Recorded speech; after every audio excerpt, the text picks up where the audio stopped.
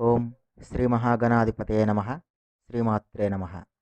మల్లెపువ్వులాగా, చంద్రునిలాగా, మంచులాగా, ముత్యాల హారములాగా తెల్లనైనది, తెల్లని వస్త్రములు ధరించి శ్రేష్టమైన వీణ యొక్క దండముతో అలంకరింపబడిన చేతులు కలది, తెల్లని పద్మము ఆసనముగా కలది. బ్రహ్మ, విష్ణువు, శంకరుడు మొదలైన దేవతలచే ఎల్లప్పుడూ ప్రార్థించబడునది. అందరి మాంద్యమును పూర్తిగా హరించునట్టిది అయినటువంటి సరస్వతీదేవి నన్ను రక్షించుగాక. మాఘమాస శుక్ల పంచమీ తిథిని శ్రీ పంచమి, సరస్వతీ జయంతి, సరస్వతీ పంచమి, విద్యా పంచమి అని కూడా అంటారు. ఈరోజు చదువుల తల్లి అయినటువంటి సరస్వతీదేవి ఆవిర్భవించిన రోజు. ఈరోజు పిల్లలకి తమ తల్లిదండ్రులు అక్షరాభ్యాసం చేయిస్తారు. కొందరు దీన్నే వసంత పంచమి అని అంటున్నారు. కానీ ఈ తిథి వసంత పంచమి కాదు. వసంత పంచమి అంటే ఉగాది తర్వాత వచ్చేటువంటి పంచమి. సరస్వతీదేవి మొట్టమొదటిసారిగా ఆవిర్భవించింది మాఘ శుక్ల పంచమి తిథిన.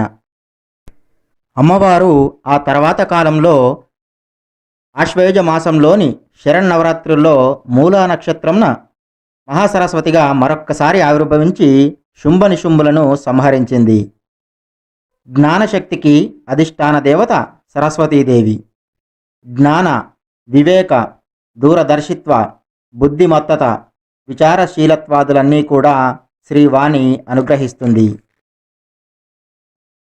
సత్వ, రజ, స్తమో గుణాలను బట్టి అమ్మలగన్నయమ్మ, ముగ్గురు అమ్మల మూలపుటమ్మ అయినటువంటి జగన్మాతను మహాకాళి, మహాలక్ష్మి, మహాసరస్వతిగా కీర్తిస్తారు. ఈ ముగ్గురిలో సరస్వతీదేవి పరమ సాత్విక రూపం, అహింసాదేవి. బ్రహ్మదేవుడంతటి వాడు పరాశక్తిని శారదామాత రూపంలో దర్శించి ఆరాధించి ఆమె కృప వల్ల సృష్టి చేయడం ప్రారంభించాడు. గాయత్రీదేవికి గల 5 రూపాల్లో సరస్వతీదేవి ఒకటి. యాజ్ఞవల్కుడు గురుశాపం వల్ల విద్యలను కోల్పోవడంతో సూర్యుణ్ణి ఆరాధించగా ఆ సూర్యభగవానుడు అతనికి సరస్వతి ఉపాసన ఉపదేశిస్తే యాజ్ఞవల్కుడు సరస్వతీదేవిని భక్తి శ్రద్ధలతో ఉపాసించి తాను కోల్పోయినటువంటి విద్యలన్నింటినీ తిరిగి పొందాడు.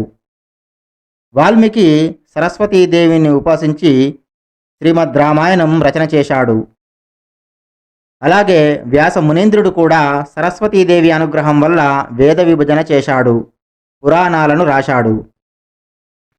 తెలుగులో భాగవతాన్ని రచించిన పోతన సరస్వతీదేవి అనుగ్రహం పొందడమే కాక ఆ గ్రంథాన్ని పొట్టకూటి కోసం నరులెవ్వరికీ కూడా అంకితమివ్వనని వాగ్దానం చేసినట్లుగా చెప్పుకున్నాడు. ఇప్పుడు మనం చదువుల తల్లి అయినటువంటి సరస్వతీదేవి ఆవిర్భావ ఘట్టాన్ని చెప్పుకుందాం. పూర్వం ఈ జగత్తు ఆవిర్భావ కాలంలో దేవతలకి, మానవులకి మాట్లాడడానికి మాట లేదు. అప్పుడు సైగలతోనే భావ వ్యక్తీకరణ చేసేవారు. అప్పుడు దేవతలందరూ ఆలోచించి ఒకరితో ఒకరు సంభాషించుకోవడానికి మాట కావాలి అనుకుని భక్తి శ్రద్ధలతో అమ్మవారిని ప్రార్థించారు. అప్పుడు వాగ్దేవి ఆవిర్భవించింది. ఆ దేవి చాలా కాంతివంతంగా ఎవ్వరికీ అగుపించకుండా ఉంది. అప్పుడు దేవతలు ఆ వాగ్దేవిని తమ నాలుకపై ఉండి తమకు మాటను ప్రసాదించమని వేడుకున్నారు. అప్పుడు ఆ వాగ్దేవి వారికి మాటని ప్రసాదించింది. దేవతలకి మాట్లాడడానికి మాట వచ్చింది, కానీ మానవులకి ఇంకా మాట రాలేదు. అప్పుడు అందరూ కలిసి సరస్వతిని ప్రార్థించారు. అమ్మవారు గోలోకంలో ఉన్నటువంటి శ్రీకృష్ణుడి శరీరాన్ని ఆవహించి కృష్ణుడి శరీరం నుండి బయటకు వచ్చింది. అప్పుడు అమ్మవారు తెల్లని శరీరంతో, తెల్లని వస్త్రాలు ధరించి, తెల్లని పువ్వులు ధరించి, 2 చేతులతో వీణ ధరించి, ఒక చేతిలో పుస్తకంతో ఇంకో చేతిలో జపమాల ధరించి అందరికీ కనిపించేలా సర్వశుక్లగా ఆవిర్భవించింది. సత్వగుణం నా లక్షణం అని తెలపడానికి అమ్మవారు అలా సర్వశుక్లగా ఆవిర్భవించింది. మానవులలో కొందరికి అమ్మవారు ఆవిర్భవించినా కూడా వారి నోటి నుండి మాట రాలేదు. అప్పుడు కృష్ణుడు సరస్వతి వచ్చినా కూడా ఇంకా కొంతమందికి మాట రావడం లేదు, దీనికి ఏం చేయాలా అని కళ్ళు మూసుకొని ధ్యానం చేశాడు. అప్పుడు సరస్వతీదేవి ధ్యానంలో ఉన్నటువంటి కృష్ణుడి శిరస్సు పైభాగంలో ప్రత్యక్షమై కృష్ణుని హృదయానికి ఒక సందేశం ఇచ్చింది. నా కోసం ఒక స్తోత్రం రాయి, దీన్ని మానవులకు అందజేయి, వారికి నేను మాటను పాండిత్యాన్ని ఇస్తాను అని అంది. అప్పుడు కృష్ణుడు సరస్వతీదేవిపై ఒక స్తోత్రం చేశాడు. దీన్నే సరస్వతీ కవచం అని అంటారు. దాన్ని శ్రీకృష్ణుడు ప్రజలకు అందించాడు. మొట్టమొదటిసారిగా సరస్వతీ పూజ శ్రీకృష్ణుడితో రాయబడింది. సరస్వతీ కవచం కూడా శ్రీకృష్ణుడే చేశాడు. దాన్ని మానవులకు తెలియజేశాడు. మానవులందరూ అమ్మవారికి పూజ చేసి అమ్మవారి దయ వల్ల మాటను పొందారు. అప్పుడు శ్రీకృష్ణుడు సరస్వతీదేవికి వరం ఇస్తూ ఇలా అన్నాడు: ఓ సరస్వతి, ప్రతి విశ్వంలోనూ ప్రతి యుగంలోనూ దేవమానవ జాతుల వారందరూ కూడా నిన్ను పూజిస్తారు. మాఘమాస శుక్ల పంచమి తిథి నాడు నువ్వు ఆవిర్భవించావు కాబట్టి ఈ రోజున నీ జన్మతిథి. ఈ మాఘమాస శుక్ల పంచమి రోజు గాని విద్యారంభంలో గాని భక్తి శ్రద్ధలతో నిన్ను పూజిస్తారు. మహాప్రళయంతో సృష్టి అంతమయ్యే వరకు కూడా నీ పూజలు నిరంతరం కొనసాగుతూనే ఉంటాయి. షోడశోపచారాలతో అన్వశాఖోక్త పద్ధతిలో ధ్యానావాహన స్తవాలతో జితేంద్రులై నిన్ను భక్తులు కొలుస్తూ ఉంటారు అని చెప్పి శ్రీకృష్ణుడే మొట్టమొదటిసారిగా సరస్వతి పూజ చేశాడు. ఆ తర్వాత బ్రహ్మ విష్ణు శివాదులు, అనంతుడు, ధర్ముడు, సనకాది మునీంద్రులు, సకల దేవతలు, రాజులు, మానవులు అందరూ కూడా సరస్వతి పూజ చేశారు. ఈనాటికి సరస్వతీదేవి అన్ని లోకాల్లోనూ పూజించబడుతుంది. ఇప్పుడు మాఘమాస శుక్లపక్ష పంచమి తిథి నాడు సరస్వతీదేవి ఆవిర్భవించిన రోజున మనం సరస్వతి పూజ ఏ విధంగా చేయాలి అనేది చెప్పుకుందాం. చదువుల తల్లి సరస్వతీదేవి ఆవిర్భవించినటువంటి మాఘమాస శుక్ల పంచమి రోజున తెల్లవారుజామునే సూర్యోదయం కన్నా ముందే నిద్రలేచి నిత్యకర్మలను పూర్తి చేసుకొని తలస్నానం చేసి నుదుటిన తిలకం ధరించాలి. ఈ రోజున తెల్లని బట్టలు ధరించాలి. సరస్వతి అమ్మవారి చిత్రపటాన్ని లేదా విగ్రహాన్ని సిద్ధం చేసుకోవాలి.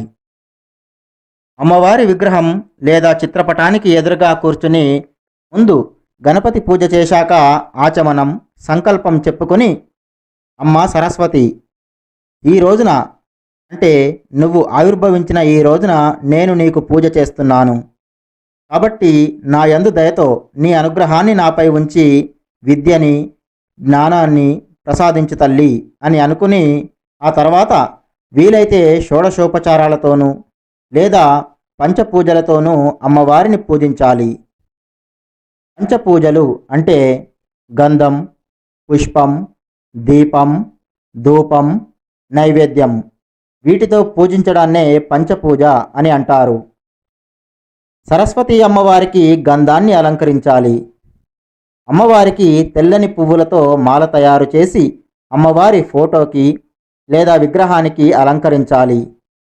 ఈ రోజున అమ్మవారిని తెల్లని పువ్వులతో పూజించాలి.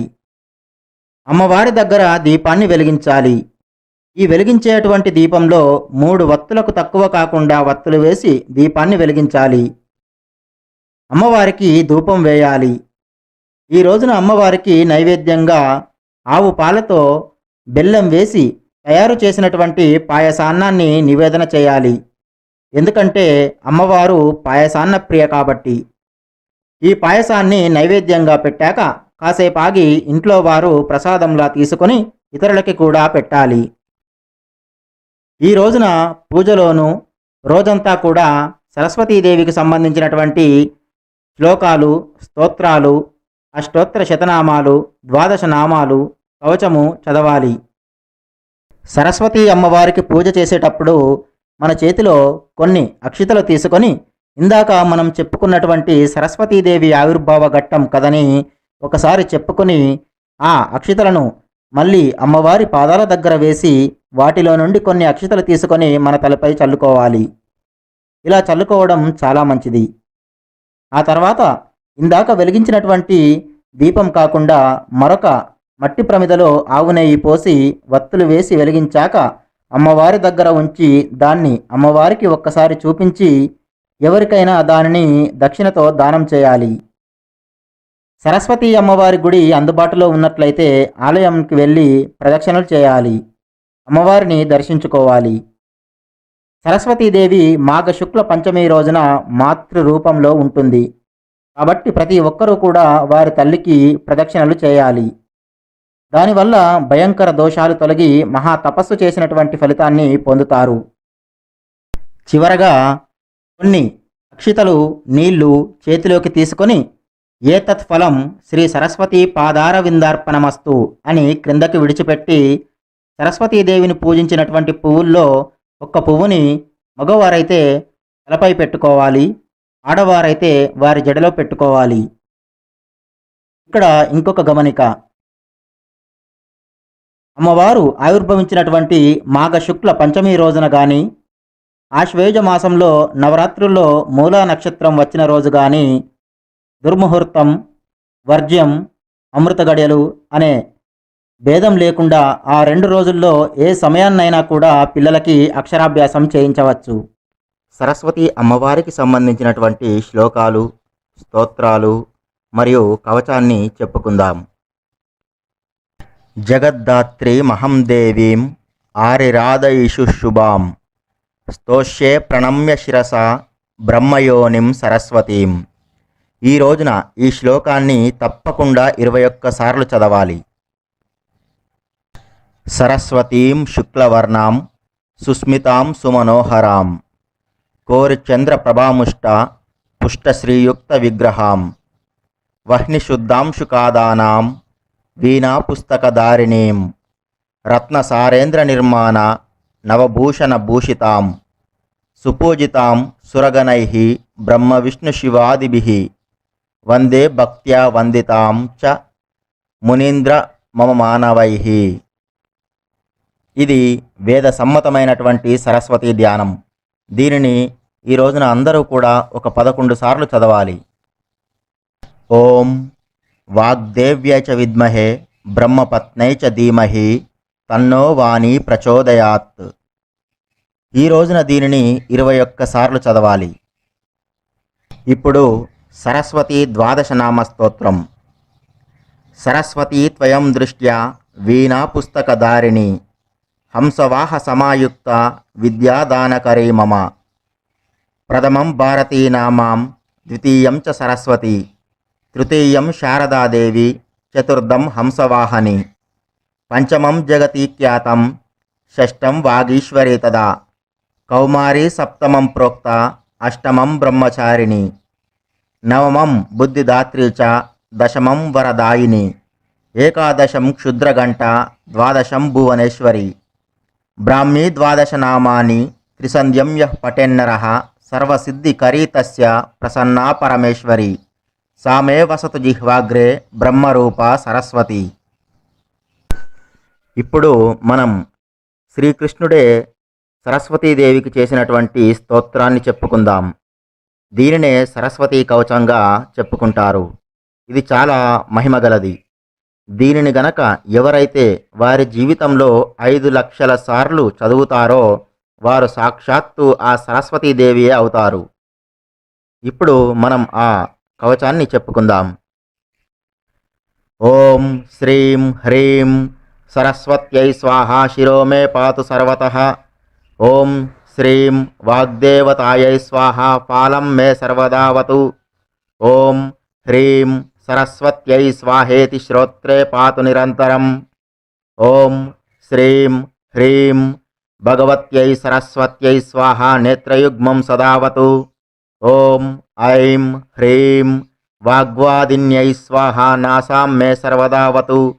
ఓం హ్రీం విద్యాధిష్టాతృదేవ్యై స్వాహా ఓష్టం సదావతు. ఓం శ్రీం హ్రీం బ్రాహ్మ్యై స్వాహేతి దంతపంక్తిం సదావతు. ఓం ఐం ఇత్యేకాక్షరో మంత్రో మమ కంఠం సదావతు. ఓం శ్రీం హ్రీం పాతు మే గ్రీవాం స్కందౌ మే శ్రీం సదావతు. ఓం హ్రీం విద్యాధిష్టాతృదేవ్యై స్వాహా మే పాతు నాభికాం. ఓం హ్రీం క్లీం వాణ్యై స్వాహేతి మమ హస్తౌ సదావతు. ఓం సర్వవర్ణాత్మికాయై పాదయుగ్మం సదావతు. ఓం వాగధిష్టాతృదేవ్యై స్వాహా సర్వాంగం సదావతు. ఓం సర్వకంఠవాసిన్యై స్వాహా ప్రాచ్యాం సదావతు. ఓం సర్వజిహ్వాగ్రవాసిన్యై స్వాహా అగ్నిదిశి రక్షతు. ఓం హ్రీం శ్రీం క్లీం సరస్వత్యై బుధజనన్యై స్వాహా సతతం మంత్రరాజోయం దక్షిణే మాం సదావతు. ఓం ఐం హ్రీం శ్రీం త్రక్షరో మంత్రో నైరుత్యాం సర్వదావతు. ఓం ఐం హ్రీం జిహ్వాగ్రవాసిన్యై స్వాహా మాం వారుణేవతు. ఓం సర్వాంబికాయై స్వాహా వాయువ్యే మాం సదావతు.